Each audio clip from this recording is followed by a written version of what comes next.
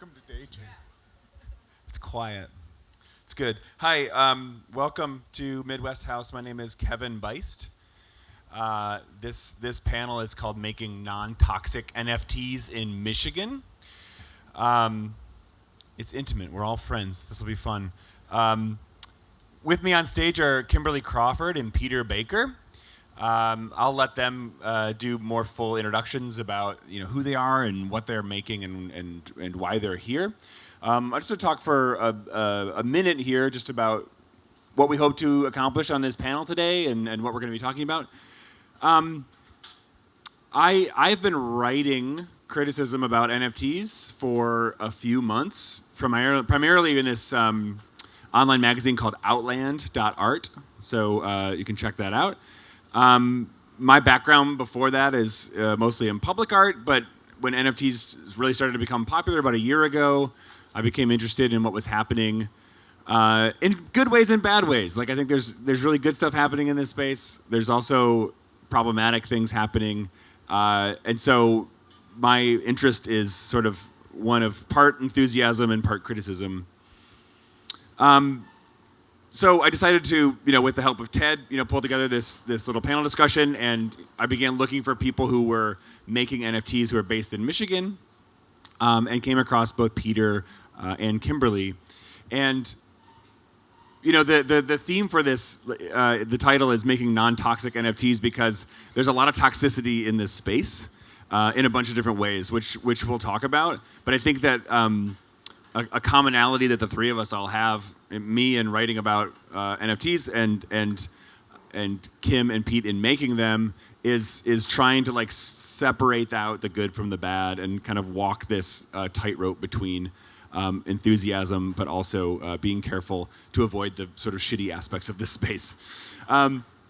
So that's a little bit about me and who I am and what we're trying to do here today. So Kimberly, why don't you start out by telling us a bit about yourself, kind of what you do professionally, and about Spritely, this NFT project that you're a part of. Okay. Hey, everyone. Hopefully you can hear me okay. Welcome. We're excited to have everyone here with us today. And my background is in custom software. So I've been making custom software for about 14 years now. I work at Atomic Object in Grand Rapids, Michigan. And that's what I do during my day job. I design custom products. And then in my nighttime hours, starting in about October of last year, I started designing the Spritely collection. So I'm the co-founder and artist of Spritely. It's myself and two other co-founders have created this collection of 6,000 cute, kind, and inclusive sprites that hail from 6 different realms and of all different types. There's orcs and mermaids and luminoids and all different types. And we really started this as actually one of the co-founders is my brother-in-law, and he is a professional marketer. And we were sitting around for a family dinner one night, and I had heard loosely about NFTs, but frankly, I hadn't heard a lot of good things. But I was curious because it's an emergent technology, and I wanted to know more, and I work in the tech industry, so I thought it's worth just checking it out. And he had approached me, knowing that I have a background in illustration, and said, hey, I think we could, kind of learn this new tech together and also do something good with the space, because he had been poking around in it for a while. He was also a moderator of Wolf Game, which is a very popular NFT collection right now. In talking and deciding that we wanted to create this collection, we knew that we wanted to put a spin for good on it as much as it was possible at the time. So on day one, within the first hour, we already knew that we wanted to partner with 2 nonprofit organizations. So our partners for Spritely are Girls Who Code and the Americans for the Arts. And we have since donated to them, and we're signing commercial non-venture agreements with them as well to make our partnership legal and show that we're putting our money where our mouth is, and we also want to support both programs with educational aspects and all that kind of good stuff. So it happened very organically, very randomly. I didn't have any expectation of where it would go or if we would sell out or if people would like it, and since then it's become, I say that it's kind of like hanging on to the wing of a 747 and just holding on for dear life. And it's been that way since we launched December 29th, and then we sold out just January 6th. So since then, it's just been quite the ride, and I'm very happy to be here. And I'll pass it to you. Sure. My name is Pete Baker. I live in Ann Arbor currently. My the sort of first half of my career was primarily freelancing in a bunch of different capacities as a photographer, graphic and web designer, and web developer. I did work for on the photography side for Rolling Stone and Herman Miller and Bloomberg and Popular Mechanics, and on the design and dev side did work for Tesla and Cliff Bar and a bunch of companies like that. So I've had a lot of background in sort of both the art and imagery side as well as the technology and development side. And at one point I joined a real small company called Duo Security in Ann Arbor that did not stay small for much longer. And I was doing we built an in-house agency there, basically doing all of our own front-end web development, motion graphics, filmmaking, commercials, graphic design, brand design, all of that kind of stuff. And until we got bought by Cisco a few years ago.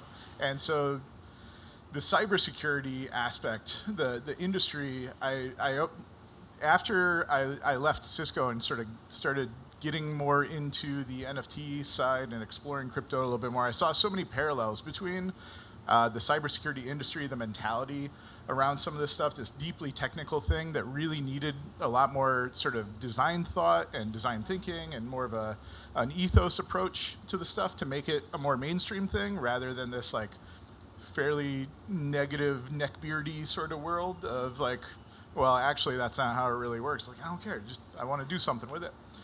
So that was kind of what piqued my interest with the crypto side, and I came into it more from the photography and sort of art sales side, having been an exhibiting photographer for a long time, and with photography, some of the artificial exclusivity just felt so natural when it came to NFTs. Like, you know, photographers never thought twice about like right click and save being such a problem, because we've always been having to invent exclusivity in our work because we can make 1 million prints of the thing if we wanted, but we promise we're only making 10 in this edition. So some of those like parallels on the photography and art side felt really similar too. And so combining all of those things just felt like a natural sort of next place for me to be working at. And then peeling back sort of the layers of the onion and just seeing how much the sort of community aspect of it is so important for better and worse.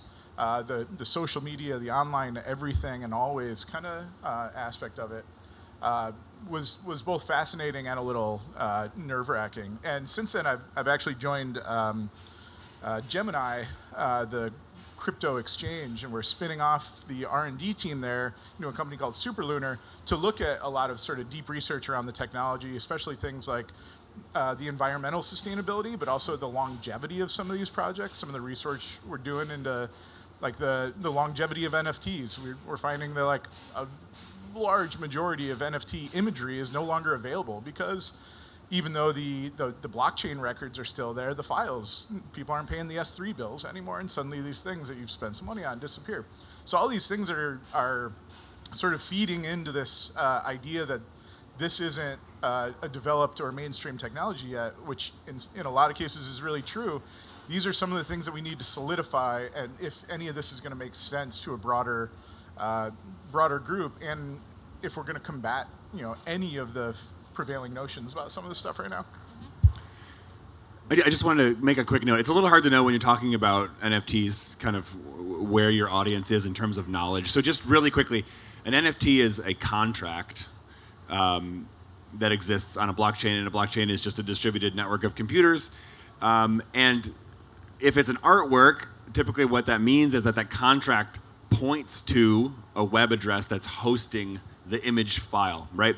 Like the NFT is actually not the image in most cases. So this is what Pete was talking about, where like other things on the internet, there's like link rot, and if servers are not kept up, if things are not maintained, you can point a link, and we've all experienced this on the internet, where you click a link and it does not connect to the place where it's supposed to, and you get a 404 error or something like that. Which is one thing when it's like a free website that you've been using, but when it's something you spent like $2,000 on, that kind of sucks. Yeah, you own the receipt, but the file is gone now. Yeah, and I think the whole world of NFTs is like this bundle of contradictions, because people talk this really big game about like the blockchain is immutable and it's eternal and no one can mess with it and it's distributed, and so which is just like, that might be true. First of all, that's probably not true, but that might be true. But if the links to the image files that you're like paying all this money for, if the links die, the ledger and the fact that you own it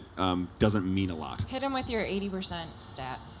Yeah, so that NFT census that one of my coworkers, Nick back there, has been working on, found that one of the tools they've built is able to sort of spider the historical record of the Ethereum blockchain, and it's found that 80% of minted NFTs are now missing the file. The server that they were stored on is gone now. Not necessarily nefariously, it's just somebody stopped paying the S3 bill or something. And that's wild, because the whole thing is so new. Yeah. I mean, you would expect, if you're like, you talk about like GeoCities websites, yeah, a lot of dead links, right? Like the old internet, but we're talking about something that's so new. I wanted to, Kim, ask you about, you mentioned community a little bit. Yep. And one thing and if any of you have like looked into NFTs or you've collected some or you're poking around in the space, one piece of existing technology that's like seems at this point essential to the entire ecosystem is Discord. Which is of course a voice chat and chat room service that really grew out of gaming largely, but has many uses now for like chat channels and whatever else. And every project, it's just mandatory now, like has a Discord.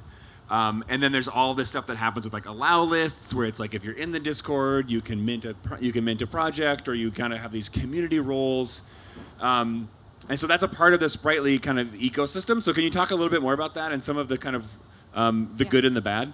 Yes, absolutely. So one thing that I did not expect when we first started talking about just building a collection is my original impression was just like, we're going to make some cool art and sell it, and like we'll donate to a really good cause, and it'll be super fun, and if it doesn't sell out, no big deal, whatever.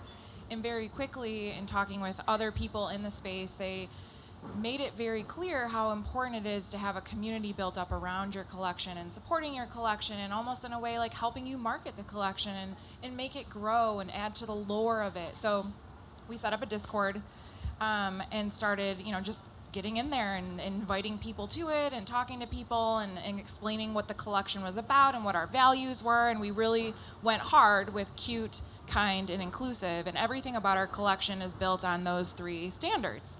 And so at first, when the community first opened, I had never been a part of an NFT community before. And so all these people started joining, and all they were saying was GM, GM, GM, and GM stands for good morning, or you can also say GN, which stands for good night. And I had no clue what was going on. I was like, are these humans? Are they robots? Can we like have conversations with these people?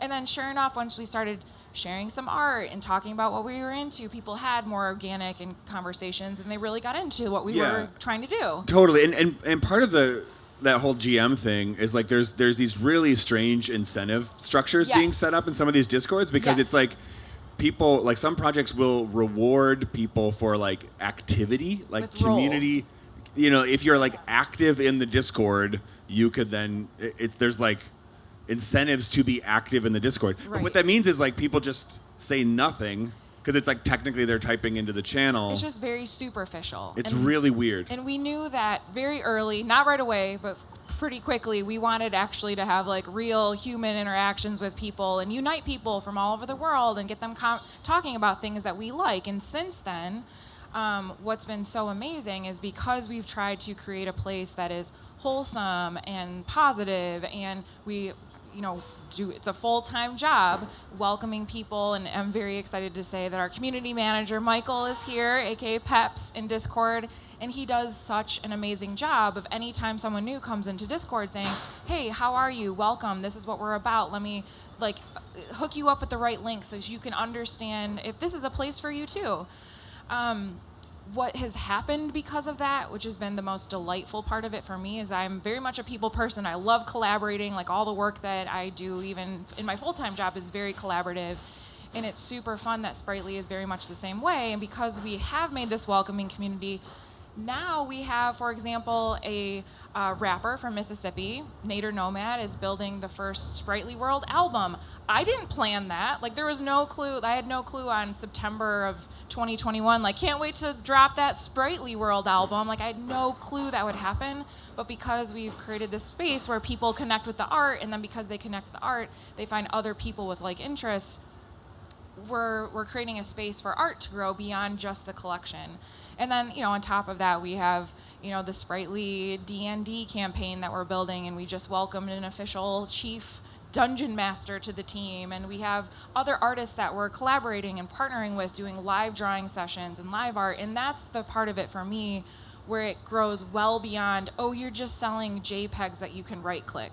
We're supporting art. And especially another part of this too is one of our other founders is also a woman, and I think that's been a really important part of our journey too, is connecting with other lady-led projects and other women artists and helping support them, because it is a space, especially when I first started learning about NFTs, it was very much crypto bro land, and like it's very exclusive and you don't understand the language and it wasn't welcoming, and I didn't even know the difference between a hot or a cold wallet, or what crypto I should buy or how I buy it. And I work in software for a living. I felt like I was behind the times and I should know these things, and I felt very much like it wasn't a user-friendly experience. I think if we do want mass adoption of these things, we're very quickly going to have to figure out like, how do we help people better establish crypto wallets that are actually secure and not confusing, and there's a lot of work to do. But all of those reasons and the community aspects were completely surprising to me, and now have very quickly become the most rewarding aspect of it. Yeah. Pete, can you talk a little bit about DAOs and about Desire Path? I mean, a DAO is a decentralized autonomous organization. Can you try and define that probably better than I can, and tell us a little bit about Desire Path? I mean, I think there's probably 1,000 definitions of it, but like fundamentally it's a way to basically provide governance to a collective group of people. So whether it's, the Spritely Discord, you could have a DAO built around like, what are we doing with the community funds? And you propose, we're going to spend, $50K to build out an animation or something. And it often involves like owning NFTs that are basically like tokens. And yeah, then it's usually owning a token means that you can like vote and you're like a member, right? One of probably the most well-known current one is Friends with Benefits, which was started as sort of more of a social club. And the way you basically get into it, there is an application process. They want to make sure that people are going to contribute and do something fun and useful, and all the vibes are right and stuff. But you also have to own 75 FWB tokens. That's basically your ownership or membership, which is expensive. Fee. So it was. It's a digital country club in a way. Yeah, it went from that was probably $600 in the spring to at one point in the summer it was $12,000 for those tokens, because they're building these projects together, and it's basically like owning stock in a thing, but with more ability to sort of inform the roadmap, the projects that they're going to be working on, to contribute, and it's primarily a mechanism for that collective governance and ownership.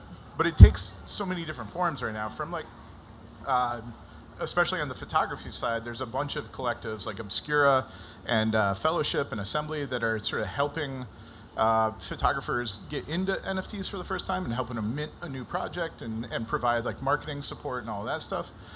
Desire Path, I can't really call it a DAO because we have nothing more than a Discord right now, and we've come close to doing more things, and then we kind of like step back from the cliff's edge where it's like, wait a minute, what the fuck are we doing here?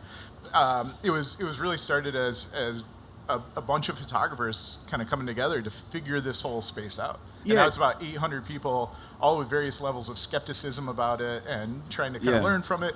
But I'd say crucially on the art side, the difference between sort of the community flavor for NFT projects and the community for art projects, it can't be as insular for the art projects, because your audience is not already sort of part of that community. You're trying to extend, just like the regular sort of art industry.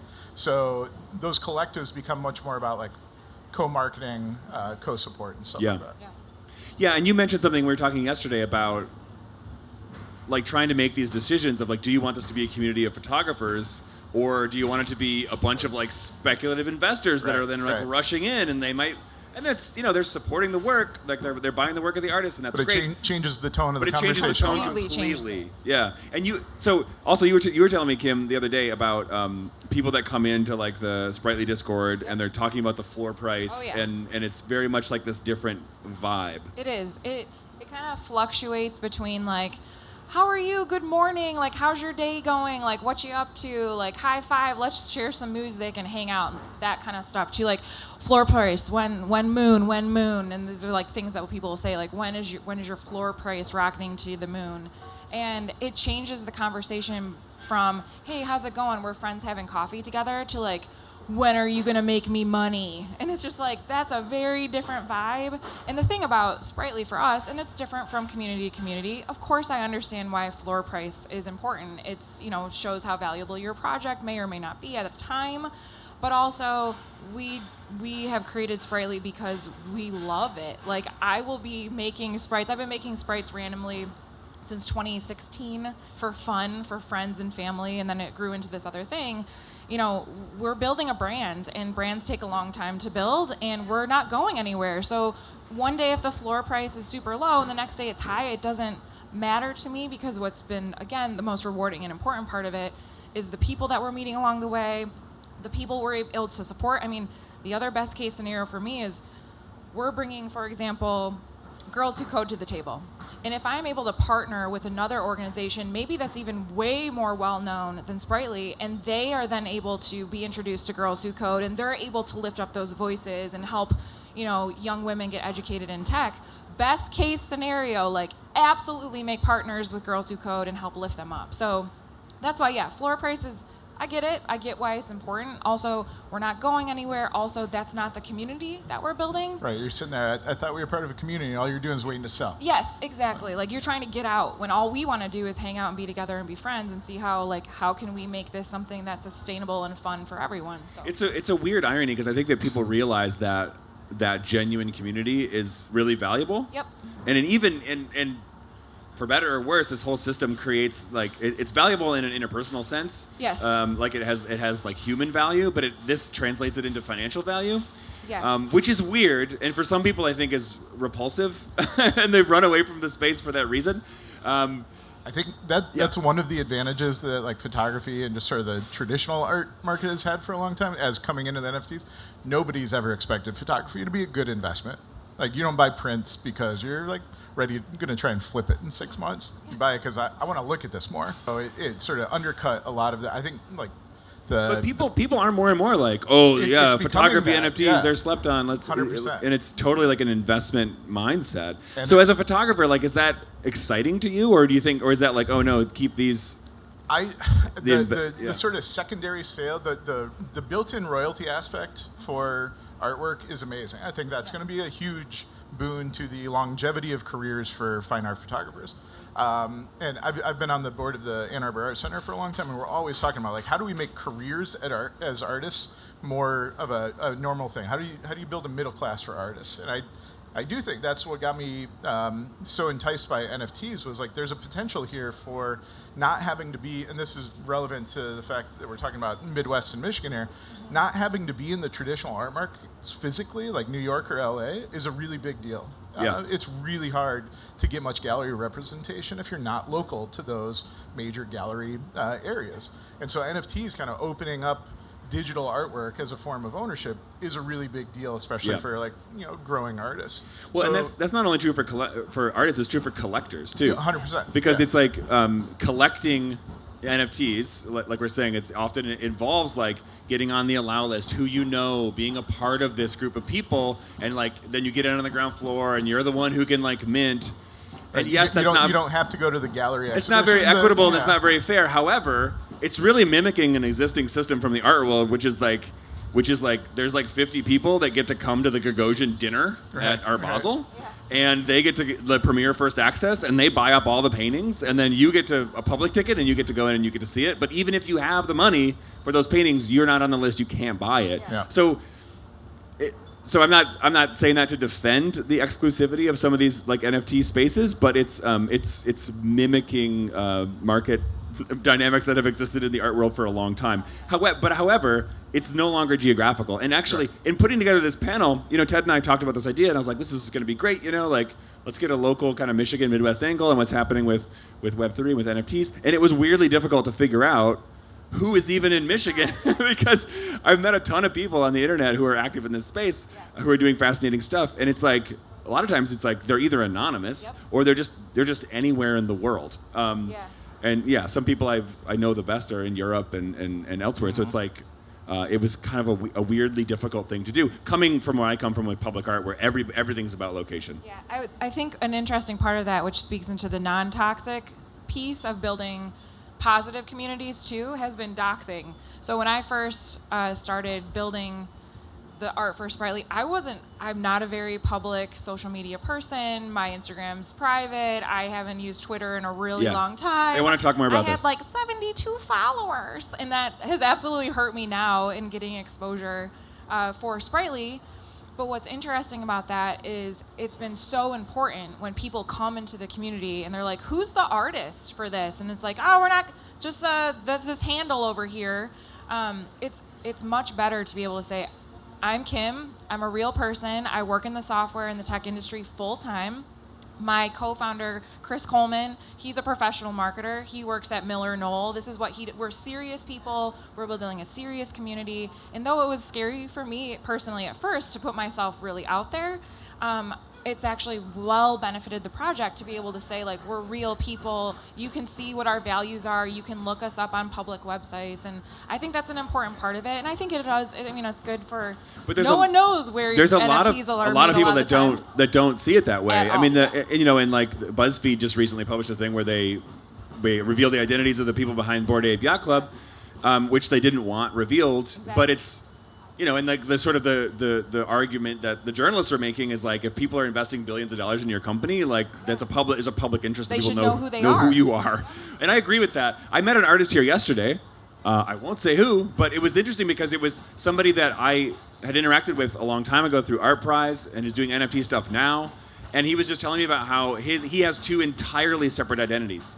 Like he has an active practice as an artist under his real name, and then an entirely separate practice in the NFT space. And it's like a firewall. He keeps them completely separate, which I found really fascinating. Yeah, and I think some of that stems from like some natural and beneficial aspects of like anonymity in crypto. Like you're in a country where maybe your financial system isn't really regulated to a point where you want anyone to know where your capital is and stuff.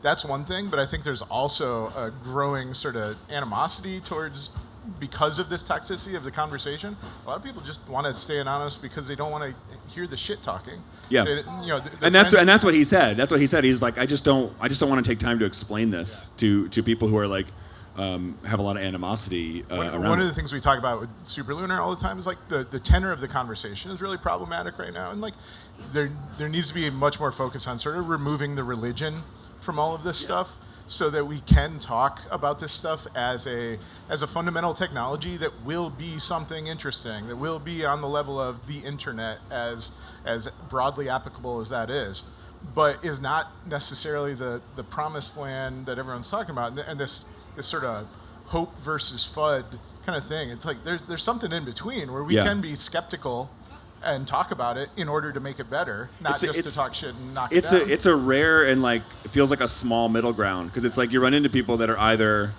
like convinced this is the best thing since sliced bread and it's going to change everything and it's everything is roses, and then other people who seem to reveal sometimes in their criticisms that they don't actually understand that much about it, but they are convinced that it's like terrible. Evil and terrible. Let's talk more about that. Like, what do you think? Like, where does that negativity come from? It could come from a million things. A lot of different places. Yeah. I will say, if anyone here is planning on making NFTs, be prepared.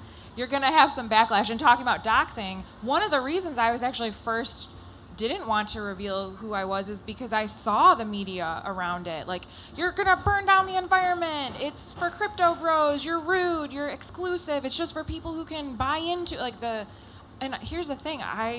I hear all those conversations, and that's why it's very important to us. Like, I'm not a full-out NFT fanboy. I think there's good and bad sides of it, and that's why as we have tried to build our collections, we're trying to be very thoughtful every step of the way. Like, how are we actually building something for good, and how can we combat some of these like negative things? Because when I did first start telling people what I was doing, it was, oh, you must be a crypto millionaire now. I am not.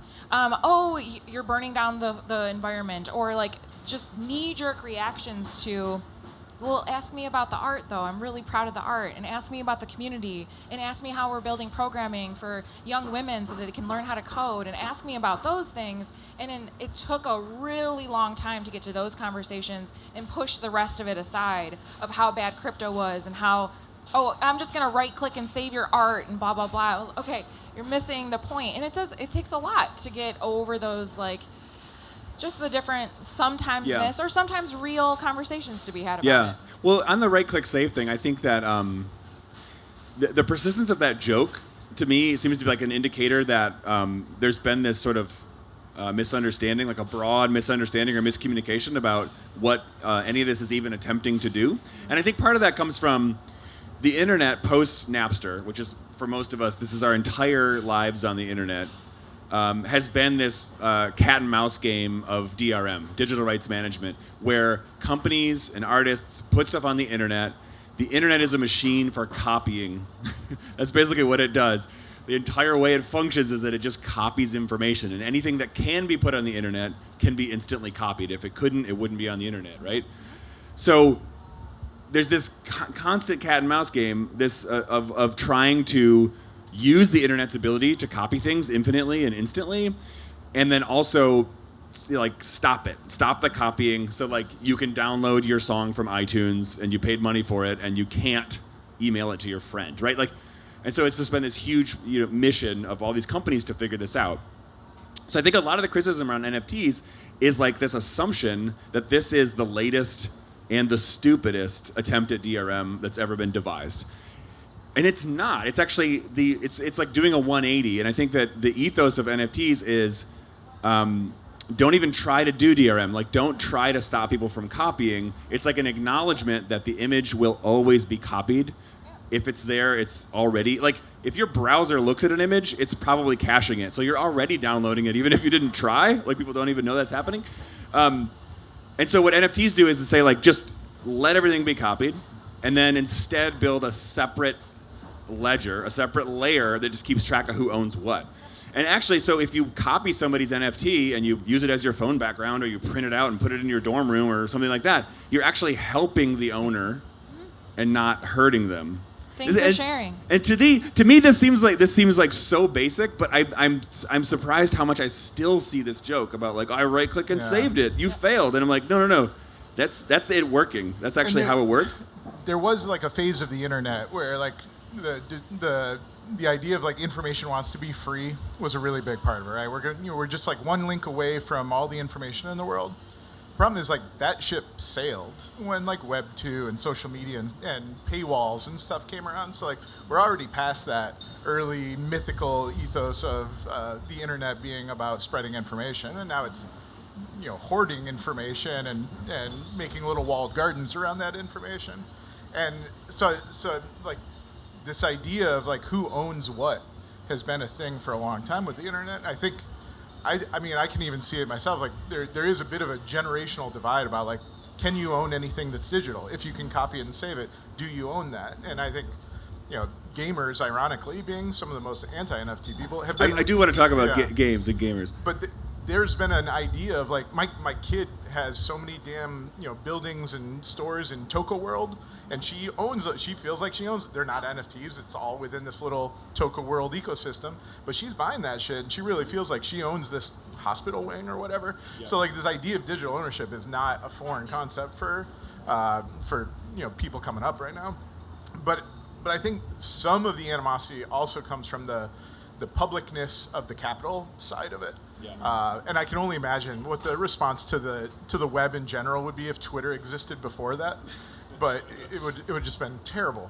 But seeing people, like, nobody's bragging about not making money in NFTs or crypto, so you only really hear from the Lambo crowd, right? And it's fucking gross to see like the conspicuous consumption side of that sort of early crypto millionaire, cohort has really like hampered the adoption of a lot of this stuff. I think it's super off-putting, and that's, there's an element to that you just wouldn't have seen without the social media angle of it all. Yep, So I think that has Yeah, not helped at all. well, and I think it's the old adage is true that you don't get a second chance at a first impression, and I think for a lot of people, their first impression of NFTs is just really bad, like really negative. And I think about that a lot because I think my first impression was actually seeing artists who I follow on Twitter who've been making like digitally native work for a long time, which would often mean like projections in video and animations, or doing 3D motion graphics. and there was or no do, avenue for that before. like doing cool internet projects that were experimental and whatever. And then like I've been following them for years, and then suddenly around the beginning of 2021, they were like, I just quit my day job and I just am making art now. And the work is just getting even better. They haven't sold out. Like they're doing great stuff. And so that was my first impression of it. And then I saw like about a lot of crappy stuff. But I think for most people, they saw Jimmy Fallon and Paris Hilton, and they're like, these people are clowns. This is stupid. And the art, especially the early art, has been pretty all over the place, very wacky. I mean, some of it That's is a generous way of putting it. I'm trying to be graceful. It's been very all over the place, and I think it's hard to understand sometimes when you look at a Bored Ape, like, what is this thing again? Like, why is it popular? And I think when you boil NFTs down to, their bare bones, it's proof of ownership of a digital proof of ownership of a digital asset. Right. And when you think beyond art and the application of what that can mean, especially in the tech, that's so exciting. If it's done well and it's done safely and people are able to, set up things like crypto wallets in a way that's like easy to understand and secure and things like that, the sky's the limit. We're just starting with art. Art is just the first step towards this space. And that's what that's partially why I got super excited too. I felt obligated as a person in the tech industry to know, like, where are we going with this? And how might it impact my job as a custom software designer and maker? And how do we make better spaces so that people could have crypto wallets or could get involved if they wanted to? And again, art being just step one. Yeah. And to that point, I think there's a huge misnomer about what it takes to be a full-time artist, like how much effort it is, how much work it is, how much strategy, how much marketing acumen, how much business running it takes to be a full-time artist. So you see artists kind of get lumped in with the overnight crypto millionaire crowd, and it's like, wow, you're making 50 grand off your art this year, aren't you lucky? It's like, no, this was fucking hard. Like it takes a lot to scrape together an art career. So that idea of this stuff being like sudden success overnight really undercut a lot of it too, I think. Yeah, and that's the exception and not the rule. We don't have a lot of time left, but I do want to talk a little bit about gaming and gamers. I don't consider myself a gamer. I mean, I play video games. I'm kind of like on the periphery of that world and that culture. And it's been fascinating to me.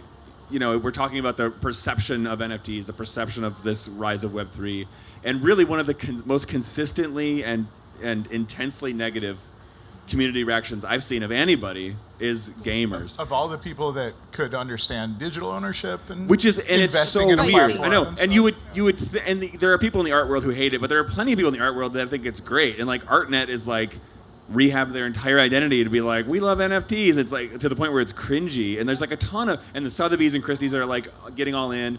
Big galleries are starting their own crypto, like NFT, whatever, wings, which is fine. Gamers, though, like we're saying, and I have kids too, and yes, they buy Robux to buy digital goods in Roblox. They buy skins. They buy access to levels in Minecraft. And invest constantly. a ton of time into it too. It's not a huge amount of money, but sometimes money. But no, a ton of time and money actually. When I think about like this sort of little bit of discretionary spending that my kids have had in their short lives, they've probably spent more of that on digital goods than on physical goods. Yeah. And so to see like the gamer community get so against this is, on the one hand, seems really strange to me. It's like you're going to spend $20 on a Fortnite skin, and then when Fortnite decides not to support it or it ends and starts a new game and Epic just moves on and doesn't, like, it's just gone. Your asset's gone. You don't own it actually at all. Yeah. And then it seems like the proposal is, what if you actually own that? And you could resell it, or maybe it would have some sort of utility in some other way across platforms, across games. And then the reaction from gamers is like, no, please keep my money in a walled garden. And, which is so bizarre to me. I don't know. So we were talking about this yesterday. Theories? I don't know. Like, why is this, like, Is it because Bitcoin mining is taking all the graphics cards? That's my assumption. All the sweet graphics cards are like holed up in a factory in China right now. Yeah, and if you're not container. aware of this, for the last several years, it's been really difficult to build a good gaming computer because the prices of the best graphic cards go through the roof, and the reason they went through the roof is because people were buying them up to make Bitcoin mining farms. So it's just a weird bit of global economic. Yeah, I mean, I think there's just generally a lot of misunderstanding about sort of where this is all headed on all sides. Like even on the pro side, like this is not going to be the panacea that everyone kind of thinks it is. It's not going to be the hell on earth everyone thinks it is either. But I think the gaming community being so social media driven lends itself to dichotomies super hard and get entrenched quickly. And so and first impressions, lasting. Yeah, first impression, like whatever it was that kind of sourced this issue, that took hold, and now there's no going back from it, and it becomes almost a personality more than a reasoned argument anymore. It's like us versus them, and I think maybe gamers, there's a lot of us versus them because you're literally playing games against other people. I don't know. I also think, I'm just speculating, and feel free to argue with me. I think that as a culture, it's like conservative with a small c, in the sense that it's a highly nostalgic culture. And so people are like, when I was a kid, I bought this game with my own money, and I bought the Nintendo cartridge, and then I played it for 1,000 hours, and like no one could stop me, and it was great. And then the industry since then has been like in-app purchases, subscription models, That ship sailed too. All of the new ways that the industry has tried to monetize people's love for these games. The gamers actually hate it, and they want some like harkening back to something, a ship that has sailed. And so I think the immediate assumption, even before thinking about like, well, this might actually give you like rights over what you own. Instead, I think it's because it's the source of that. The source of the idea is coming from the same people, the executives of these game companies, that brought them in-app purchases, subscription services, paying extra for a DLC, like the stuff that they hate about these game companies. And so I think that there's a history of like an abusive relationship between the fans of the games and the companies themselves. If the entire thing were genuinely like from the bottom up, and if gamers were like, let's band together and demand that anything we buy in game can be resold because it's my money and it's my resource. And then I can make money off of it. Yeah. But that's not how it's happening. It's coming from the top down, and they don't trust it. It's ironic too because there's a lot of sweet potential with decentralized gaming and I played Dark Forest for like half the summer last year. I didn't make a dime playing it. There was no incentivization there. It took maybe like $8 to play it because it was on some other chain. But it was super fun to see like this is not running on any first-party server right now. This is running in 1,000 browsers, and it's working that way. So I don't think we've seen enough of the potential yet. So everyone's sort of imagining it like calcified as what it is right now, and that's not as fun for them. Yeah, I'm also not from a crazy gamer background, though I do have many games actually that were very inspirational to building Spritely, and we're in active development of building the Spritely Arcade right now, which is a play-to-earn arcade that you can access by holding sprites.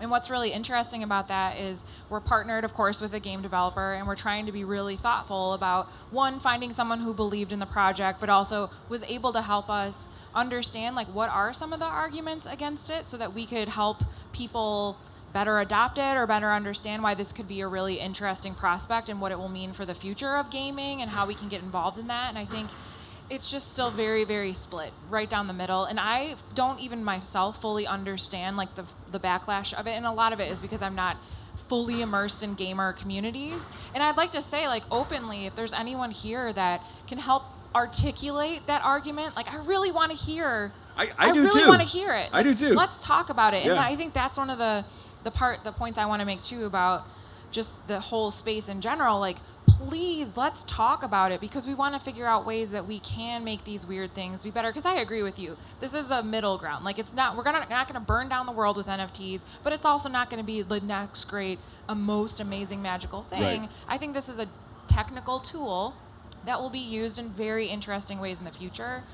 But I do want to go about things responsibly, and I do want to better understand the gamer argument of Yeah. it too, especially as we're actively building games. Totally. And my optimistic take, and this I think could be good news for things like Spritely, is that, because every time a big game company gets shouted down and reverses course, every time they announce an NFT initiative, that actually is going to create space for like genuine upstarts and people building stuff from like very small places. And so the incumbent advantage of giant game studios is actually like being sort of cut off, which is, I think, is when I think about it, sort of the the innovation like landscape that creates. That actually seems pretty exciting to me. I feel bad for the people at these game companies that are like, gee, what if all the money people spent in these games like could come back to them and then people hate them for it? Yes, like if you buy the cool like moon boots or something, like how awesome is it that you can resell the moon boots and like make money off of them, so then you can buy more moon boots. Like that's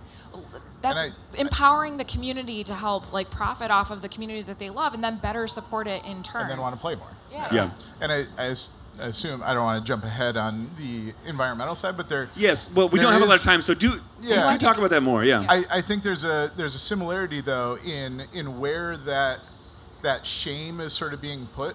I think it's a misguided, from the gamer side, from the sustainability side, whatever, the idea of like individual responsibility versus a more collective and systemic responsibility here, I think is part of why it feels so toxic, because it's literally like shaming one person for participating in a thing, when if you really sort of dig into where those problems arise from, it's not the one artist taking part in this, it's not the one gamer taking part in it, it's a much larger, more systemic thing. And so putting that pressure on the places that can actually help and enact that, rather than the lowly pixel artist trying to participate in this new world and just discover it, I think is a big part of the discourse around all this stuff.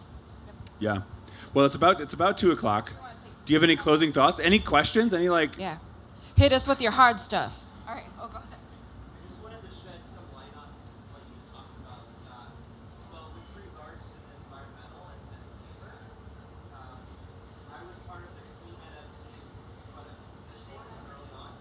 But I think what happened was the indie game crowd took the nuance that we were trying to figure out and weaponized it. Yeah. Yeah, it's a complicated situation on the energy side, and social media lends itself to very simplistic ways to take complicated issues and weaponize it. That's a great word for it. 120 character arguments. Yeah, hot takes. But I think one of the bigger issues, and especially like large-scale gaming industry that tries to get into it, a lot of gamers aren't on board with that because they don't trust them to do it right. Yeah. Also, Ethereum is a really hard place to have gaming because on networks like Wax, it's entirely gaming focused. Yeah. And they're coming, and I think more and more of that will emerge as more and more people adopt, the different technologies and different blockchains and platforms and all that stuff. Yeah, we didn't get into the technical conversation about different blockchains, and the environmental concerns from one blockchain to another are radically different because of the design choices, and that could affect it a lot, because if you build on different chains, you can get around that energy use thing pretty well. And I know we talked about sort of the dichotomy and the reaction to it. Even the most of the estimates around Ethereum usage of energy are so wildly misconstrued about NFTs as a proportion of larger Ethereum usage. Is something like less than 5% of Ethereum usage is NFTs. So when we start putting all of this sort of FUD and shame on the artists trying to do NFTs, we're leaving out the 95% of people are just moving money around, moving tokens around, and how much that happens. And not to mention, not to get technical about it, we could all stop doing NFTs and those Ethereum virtual machines are still running. So like stopping activity is not going to really adjust much.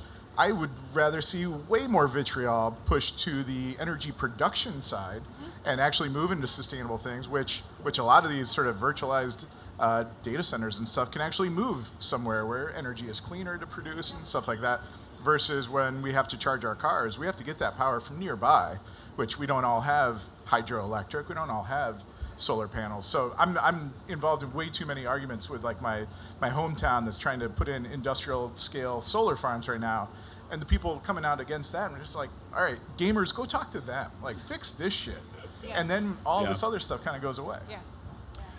All right. Well, I think we're at time. Thank you all for coming out. This is a lot of fun. Glad you Thank showed you all. up. We're around if you want to talk more. Enjoy Tuesday at South by Southwest. Thank you, everyone.